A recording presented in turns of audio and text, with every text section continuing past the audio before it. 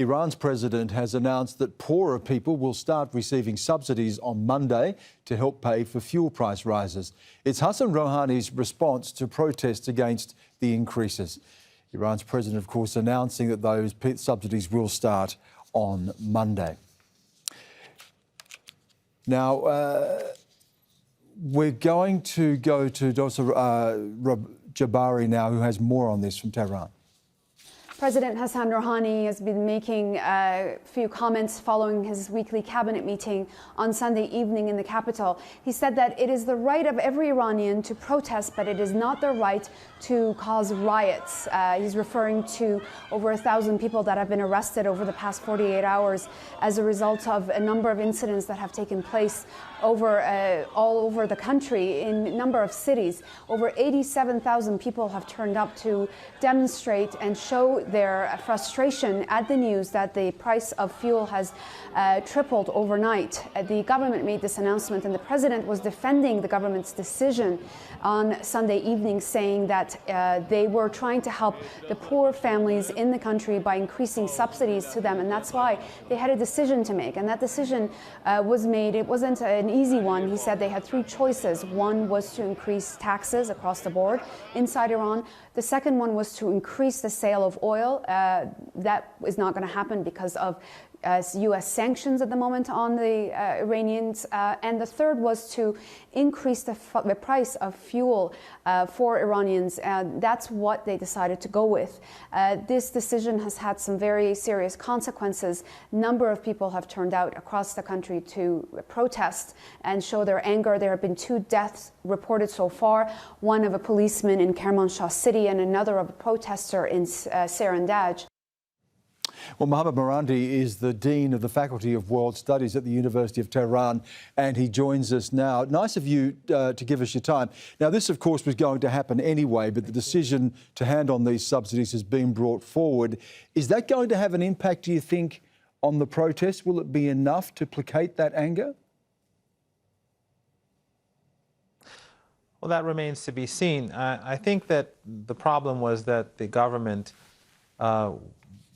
was slow to explain what it was about to do. I mean, increasing the prices threefold was a huge shock to everyone, and it was quite sudden that the government didn't declare it beforehand, and that scared a lot of people. In theory, and I think in practice, it's something that had to be done because Iranian gasoline is sold at 8 cents a liter, which is very low. And a lot of Iranian oil gets smuggled across the border into neighboring countries. We have 15 neighboring countries. Even countries in the Persian Gulf, they smuggle Iranian gasoline. So it's a big problem in the country. And also consumption has been going up very rapidly. And the Iranians are also concerned that if it goes too high, they'll become net importers, and the Americans could use that as leverage against the country. So they did have to increase the price of gasoline, also because the rich use subsidized gasoline disproportionately much more than those who are disenfranchised. Many people don't have cars. Many people travel every weekend to the north of the country to their villas. So it's not very fair. And this, the government is planning to take the money from the extra money from the sales and give it to the 70% of the Iranians who are of lower income. So theoretically, it's the right thing to do, but I think many people are very critical of the way in which the government did it, and many people are afraid that it will harm them, and not everyone trusts the administration, partially because of the fact that they've been pursuing liberal economic policies, and poor people are become cynical when these policies are pursued. As you say, this has happened at a time when, of course, there's increasing inflation, there's been economic decline in any event set against the sanctions that have been reimposed over the nuclear deal. And, of course, there are going to be parliamentary elections in February. Is there a concern here amongst the administration that protests that begin about one thing, in this case fuel hikes, could also turn to something greater and may also have an impact on that election in February? Yes, I think President Rouhani is taking a big risk. If this plan doesn't turn out to work well for him, it's going to be reflected in the elections. I think it will go very badly for him.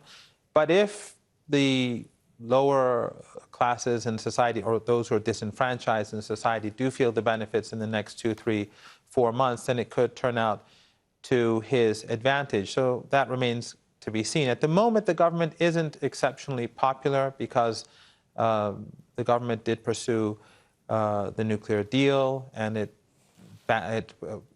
put all its eggs in the basket of the nuclear deal, and that didn't work out thanks to Trump.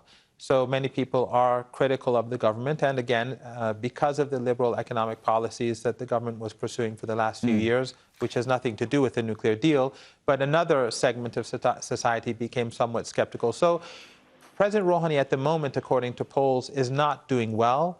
But again, this could make things worse for him. Then again, and at the moment, it looks like he'll make things worse. But if in the next 2, 3 months, things do look better as a result of this policy, then it could change things for the better for him. What about the immediate term with the protests, and if the protests in fact continue? Because we heard from the Supreme Leader Ayatollah Ali Khamenei saying that hooligans have been carrying out these attacks. How do you think the response is going to be if the protests indeed continue? Well, I think there are two sets of people that have been on the streets. Many of those, the majority, were protesters who didn't carry out acts of violence.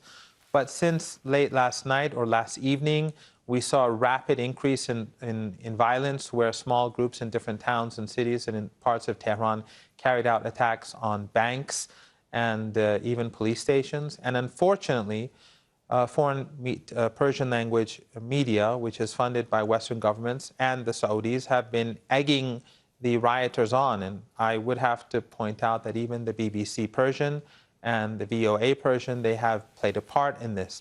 But which is, I think, in the long run, it hurts their own image, because people see how they're trying to, create division and sedition. So they're hurting themselves in the long run. But most of the protesters have not been violent by any means. They were critical of this policy. They were out on the streets. The numbers have died down today, but it's still 9:47 Tehran time, so we'll have to see what happens later tonight. The violence has also decreased tonight, but again, we have to see what happens later this evening. But the majority of the protesters were not violent. The violence was carried out by small groups that seem to have been influenced from abroad, and also, let's say, the underworld. They too have been involved in some of these attacks because some of the targets, like banks, these attacks are carried out for obvious reasons.